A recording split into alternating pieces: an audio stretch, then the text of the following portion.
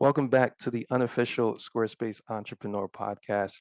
Today I'm here with Dave Hawkins, a Squarespace certified expert, authorized trainer, circle member, etc., from the UK. I went into the Squarespace community Facebook group, and I was looking for guests for the show, and I believe Dave responded. And I've seen Dave's name, around the Facebook groups for a while.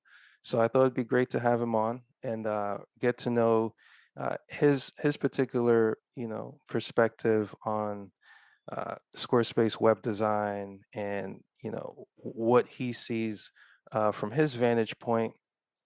But yeah, I'm going to let you introduce yourself, Dave, and then we'll get into it.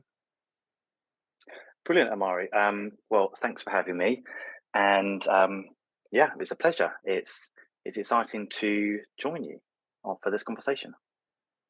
Awesome. So Dave, you've been at this for a while now. You've got 9 years, over 300 sites built. You've clocked, you know, over 10,000 Squarespace hours. Um, you're what I would consider a veteran, right? Um, how did you get into Squarespace web design? Was this always a thing for you? Like, where does this fit into your career path? Yeah, so rewind back to the early days of Squarespace. So Squarespace 6 was around in 2013, and I had been working for a not-for-profit and had essentially just stumbled across Squarespace. They were using it as a tool to reach out to their international offices and create a website that each of these offices could go and use. And so my part in that was to run it as a project. And I then thought, oh, this looks quite interesting. I could give it a go myself. And so the church that I attended um, had a really bad website. And I thought, oh, let me tinker with Squarespace and see what could I do. I had in the past used things like MailChimp and other tools that use this similar drag and drop functionality. But it's still quite a new concept, this equivalent zero code editor. And so, yeah, for fun, I just started building a site. And then one thing led to another and started to pick up some more opportunities. And so then at what point did this become your full-time thing? So it had been a side hustle for far too many years. It was the equivalent. You have conversations with people and they say, oh, what do you get up to in your spare time? And I say, oh, I go and build Squarespace websites. Um, and so for the past 8 or 9 years, it has been this side hustle. And yeah, the whole thing started with uh, me saying to friends, "Oh, what do you get up to?" So Yeah. building the sites, and they say, "Oh, I've got a friend who wants a site. You should go and talk to them." And so have a conversation and end up creating a site for them. And so it had taken up lots of my lunchtimes, evenings, weekends, and then it's very nicely blossomed into where I am today, which is being able to do this as a full time job. So within the last year, I managed to quit my day job, and then I'm doing this full time, which I never thought I would have this opportunity all those years ago, Yeah. and I feel like it's been a real blessing that this has come about, and I can actually just design sites and get creative and people want to pay me for it. Right. I mean, it sounds like you said yes to it long enough for it to be just a permanent yes. Well, correct, but I think along the way you have to make strategic no's.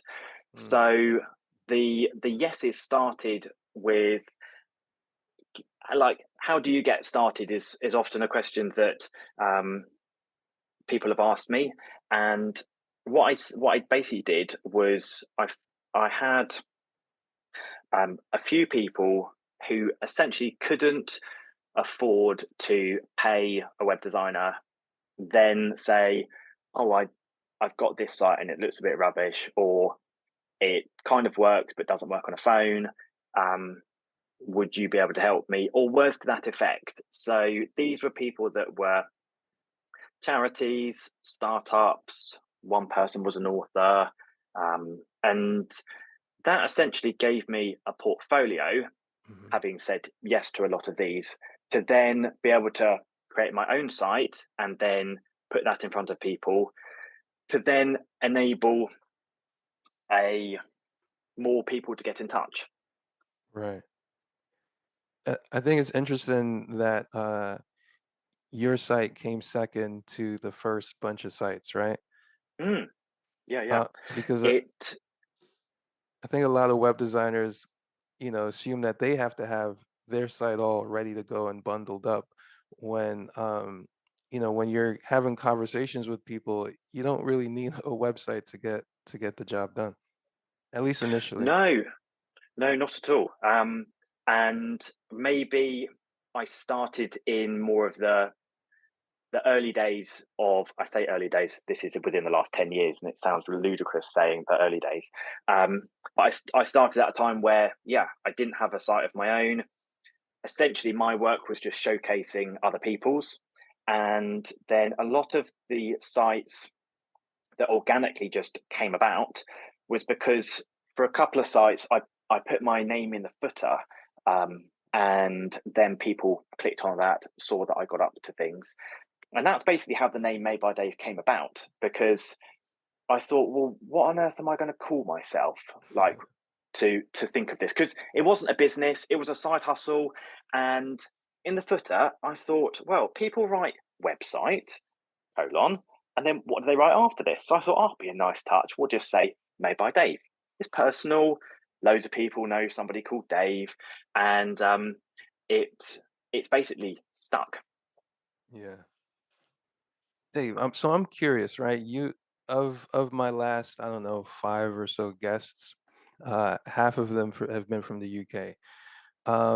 What has the how has the entrepreneurial culture changed in the past, let's say, 10 years? I was born in England, right? So, but I left Hmm. like back in the 90s, in the mid 90s. Hmm. But I do remember, or I do like from my mom, I remember getting the sense that there was less mobility in terms of like, oh, I'm just gonna start a business or something like that. Mm. Has is what's your perception of that been? Has it changed? What's that like? So I think the pandemic has definitely sped up Mm, people wanting to take a leap into the unknown. And I think that, especially from like the web design side of things, Squarespace has been known in the UK for a long time, but I think it's even more so known, and people wanting to create sites for themselves, little personal projects and things like that. Um, but I think that, yeah, definitely in the past couple of years, people have had a bit more time on their hands, and they've thought, okay, what could I go and do? And thought of ideas that they had in the back of their heads, and then thought, okay, let me see if I can put this into action, and then see where things go. yeah, yeah. I think that that's definitely been a worldwide experience. Mm, um, so Uh, now that you've made this a business, all right, what's been the hardest thing transitioning from this being just a side hustle, taking up all your spare time to now being your full-time thing? Like, what's been something maybe that you didn't expect that is now like, oh, okay, I've got to deal with this. yeah. So I think the dream is like being your own boss. it's a wonderful thing to have, but there are definitely pros and cons to it. And I think the pros are you've got the freedom, you've got flexibility, financially, if you put your mind to it, you could do very well for yourself. Um, but on the flip side, there's then the pressure of winning work. And what does that look like? There's maintaining a good reputation, and whether that is the work that you've done, because essentially the work that's out there is your portfolio, and it's that you use to go and showcase. And I think it's a thing of putting in the preparation in the time that it almost didn't matter, like you could fail fast, and that was totally fine because I had a day job, and it didn't matter if I made mistakes Mhm. because I wasn't financially reliant on it. But turning it from a side hustle into a day job, things like very practically, I got a work phone because checking emails and doing answering WhatsApp messages and things like that was all too easy to be able to do just on your personal phone, and to need a bit of separation, because the fact that you aren't reliant on an employer to pay your salary then makes you think, oh well, I need to be doing more work, and therefore you start to run into, oh, I should do some more time in the evenings, or I should do it at the weekends. And I had to really make a intentional decision to Mhm. say, okay, at the end of like 5 p.m. on a end of a working day, right, I'm clocking off. That's me done, and then I'll pick things back up the next day. And yeah, that being intentional about that, because I effectively was in control of what I was getting up to, Yeah. is some of the things that I felt I had to put in place. Yeah, that's a good one.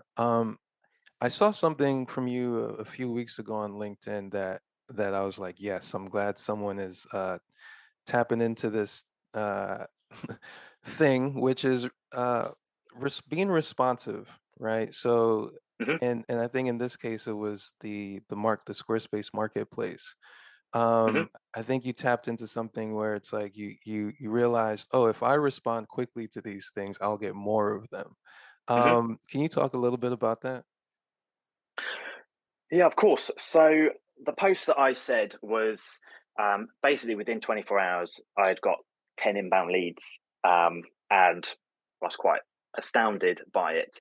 Um, but the art of how that all came about was, it's it's then trying to understand, well, I had to understand how the algorithm worked from 99 Designs, who are the suppliers for Squarespace's marketplace. So they um, have a little algorithm where if you apply within 24 hours, or you win enough jobs, or you are able to convert a job into then an actual project, and then get that done quickly, that you'd start to get boosted up the ranks.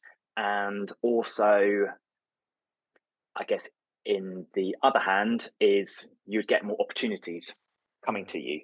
And yeah, what I found was I just spent some time quickly responding to these inbound leads. I've got some strategic framing questions that I go and send people. So it's not like I need to send a reply to, like a personal reply to absolutely everybody. They are personalized, but they're done in such a way that you can fire them off pretty quickly, because there's a lot of requests that come through that don't turn into anything, and only between 10 and 20% of the inbounds that come in would actually convert into an opportunity. So, in that sense, you have to be quite clever with it. Yeah. But the crazy thing is that I basically had to say no to them all, which is wild when you think, well, I've got 10 opportunities that have come in because, well, I said it tactily no, because I said, well, I'm busy for the next 4 to 6 weeks. If you want to chat, let me know. If not, then thanks for the opportunity. And so the reason that I basically indirectly said no is because I don't want what I'm getting up to be all consuming. And there's only so much that the team of freelancers that I have who work on my projects as well as me, there's only so much that I want to then send off to them. Um, and so, yeah, Yeah. lovely place to be in. And so, yeah, there we go. Um, and that's a great insight right there. What have been like, you know, the marketplace is one channel, right? But Mhm. have you done any other, you know, tried anything else elsewhere in terms of generating leads for your design business? I really haven't, which is a, probably a strange thing to go and say because I haven't tried the other freelancer um, setups. I haven't actively been on socials channels to then promote.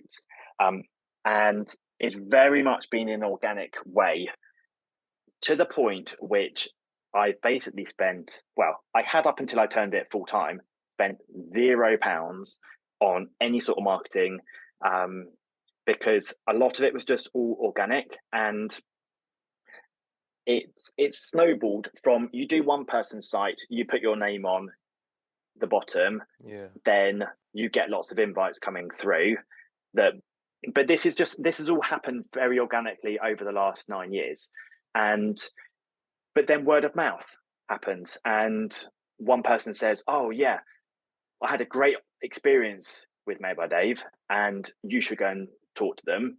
And so I just get emails out of the blue from people and I then have to ask them, how on earth did you hear about me? And they're like, oh yeah, I talked to such and such and I saw you about and hey, let's have a conversation. And I've been active in Facebook groups and commenting um, and just being part of the community. But yeah, from that side, I've almost kept quite a under the radar profile on things um, because I've then been busy doing getting creative and building people's sites. Yeah. I mean, if you got hundreds of sites out there with made by Dave in the footer, that's gonna bring some inbound traffic. Yeah, Uh, you know, yeah, it is, and quite a few of them have been large, quite high profile sites as mhm, well. And so, also, when you tap into certain networks, then those networks start seeing the things that you've done, yeah. and they then get in touch, and yeah, it snowballs from there. Yeah, you become the plug for that network. Yeah, the go-to person Yep. for creating certain types of sites, um, and yeah, it's been a really lovely place to be in, and which is how I felt I could quit my day job to then go into this because I basically tested the waters Yeah. over the last 18 months to then see is this something that could be viable. And what happened is I met with a business coach who we were just chatting about my actual day job at the time, but I kept bringing up Made by Dave. Yeah. And she said to me, there seems like there's something in this that we need to explore. And I'd said to her, look, keep turning off the services that 99 Designs will give you to offer for making websites. And she said, what, you keep turning them off so that you're basically shutting down opportunities that are coming in? I said, yeah, I'm too busy. And I, I'm not one to brag about being too busy because Yeah. sometimes I see that as being a bad thing. And That's right. so she's like, well, okay, what are you going to do about this? So I thought, I think I need someone to come and help me. So I reached out to a friend of mine called Ian, and he runs his own little Squarespace website business. And I said to him, "Hey, look, I've got all these leads. Do you want some? Like, do you want to freelance? And we'll have a little working relationship, and off we go." He said, "Yeah, yeah, I can do that for you." And it was around the time of my youngest child, who was we were just about to become parents for the second time. And I said, "Look, I'm not going to have some time. I'm going to take paternity leave. I need someone to cover things." And it's just grown. And we basically not turned off the services from there on. And it's then showed that if you allow two people's worth put behind the opportunities that come through, what could happen. And so that's then proven to me over the last year to 18 months that I can quit my day job and allow what I get up to pay for a mortgage and support my family. And there we go. Yeah. It sounds like, you know, you had a lot of overflow and uh you're blocking it because it's like, I can't handle that. And now you've Yeah. opened it up. So you work with like a small team of freelancers. Hmm. How do you manage these projects? Like, would you consider yourself like a project manager in this regard, and you're allocating work? Like, how do you do this?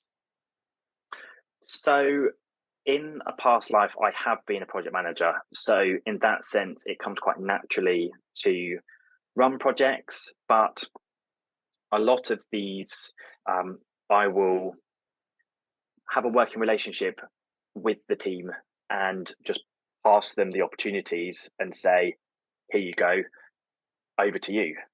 Right. Because there's only so much that I can have capacity for. So then I allow them to talk directly to the clients. Within, some people are a bit more skilled than others to be able to win the work themselves. And so, yeah, from that sense, I didn't want to be managing people, and I didn't want to just be the salesperson who then passed all the opportunities to others and allowed them to do the work. The whole reason that I went to go and make this full time was it's the creativity within building sites that energizes me. So if I can pass these leads to other people who can act on behalf of Made by Dave and still go through all the same um, processes and still have a great output at the end, that's how I've or we have managed to um, get to where we are today. Um, this is my last point, right? I want you to speak to these five things I'm going to mention. All right. Thing number one: help others. Number two: seek help. Three: prioritize time. Four: have fun. And five: dream big. What do these points mean to you? So it is a it is a case of um, allowing you to think beyond where you could go yourself, um, and so the whole help others. So the whole reason I got into it is because I wanted to be helping people help themselves. And so initially I started doing it for free, and then it demonstrated the skill that you get up to, then allows you to be able to ask people for some money, um, and then be able to keep going. Um, Seek help, you mentioned, was you can't just do it by yourself. It's There's a community around you of people that love Squarespace, and so I've been within these Facebook groups and within the forums to just bounce ideas and glean from other people who have had pain points, um, and be able to then help effectively help each other. Right. Prioritizing time you mentioned was then a work life balance. So family for me has to come first, and then the business side of things comes second. There has been times which I have been building websites at like 10 p.m. at night, through to like the early hours of the morning.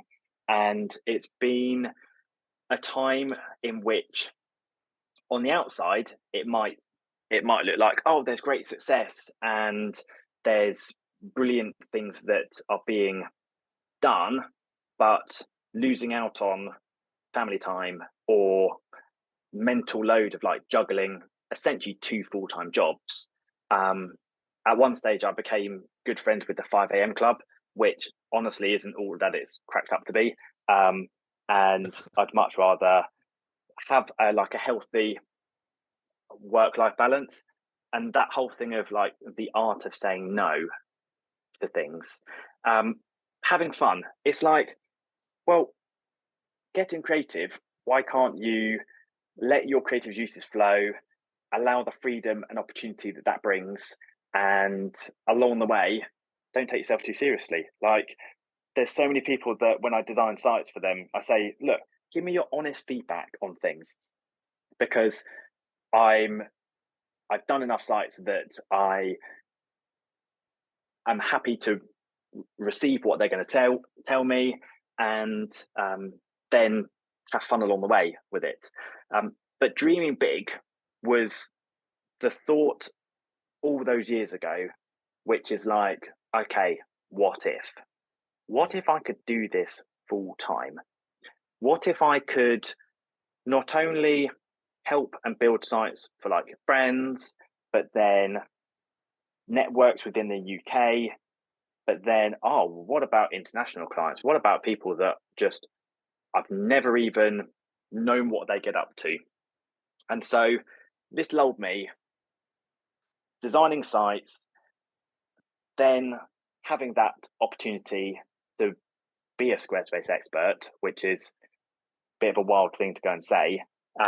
And yeah, never really even dreamed that that would be possible. And yet here we are today. And yeah, I look forward to seeing what the future holds. Awesome, Dave. That was great. I love that. I love each of those lessons that you've extracted from your journey as a Squarespace designer, especially leading with helping others. Um, you can never fail with that path. Mm, Um, yeah, to me, it's one of those like is it like a truism?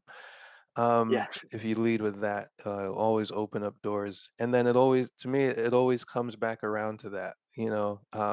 Whenever I get stuck, I say, "All right, who do I need to help? like, yeah. like where It's do I it's need to pay be it of forward assistance?" essentially, Yeah.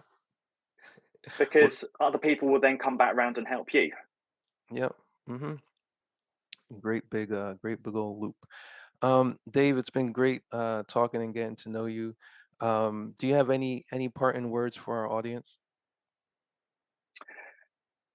I guess see the opportunities that may be around you and see if you dream bigger than what is in your current reality, what could happen. And I'm one story that um, you can hear. I'm sure well, I know there are plenty of other people's stories which are on a similar line. And yeah, what could your trajectory look like? Um, so there we go. Thanks, Dave. Dream big.